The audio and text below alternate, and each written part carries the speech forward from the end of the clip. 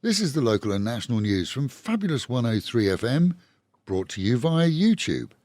And it would be fabulous if you subscribed to our YouTube page, with the promise in the future that at different times we'll have subjects that are only available to those who subscribe. So please, subscribe to our YouTube channel. It's easy. Click the subscribe button.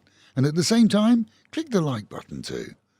As we reported earlier in the week, the possibility of bars and clubs reopening is to be discussed tomorrow at the weekly CCSA meeting, with a good chance that openings will be allowed in the tourist-popular so-called green zones, of which Pattaya is one. A lobby to reconsider the ban on paraquat sales in Thailand has been nixed by the Prime Minister after it was referred to him directly by the Minister of Health. The lobbying committee was also ordered to strike it from their agenda and not put it up for review at a later date.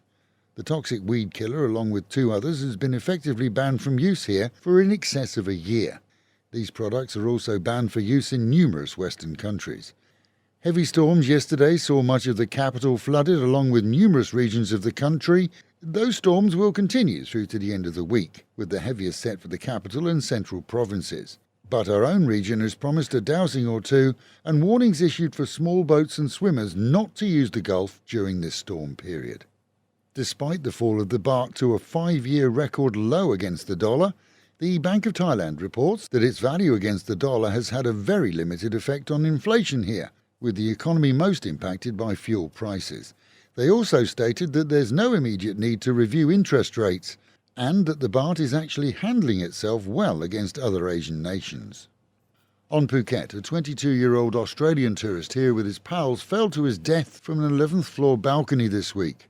With no signs of anything untoward in the room, the Patong visitor is said to have enjoyed the city nightlife thoroughly, and a half bottle full of spirits was found on his balcony, leading police to assume that he died by accident. With his embassy duly informed, an autopsy is being carried out in the capital.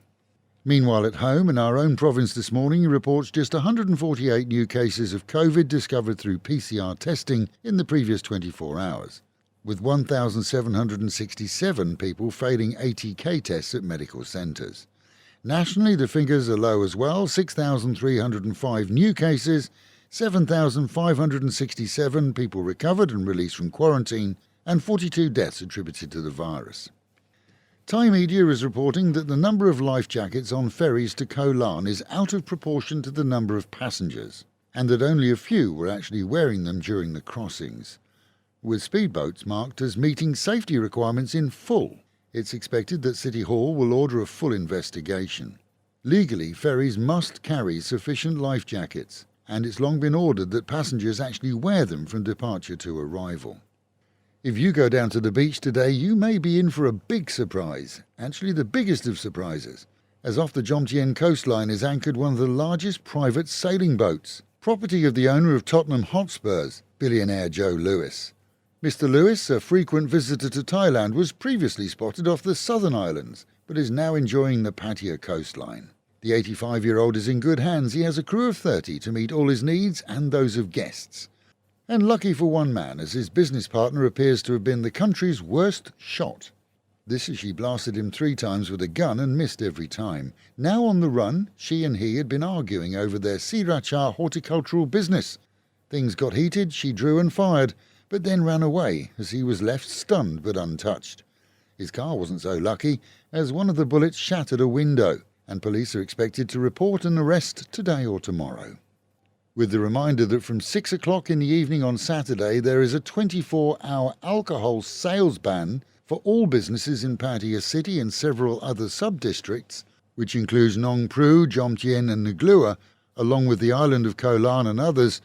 There is good news, as there are no elections in Pong or Satahip, which means that eateries there can open and serve. So for those wanting it, Friday night is party night. And with the Met Office promising highs today of 29 dropping down to 26, an overcast day with a good chance of rain.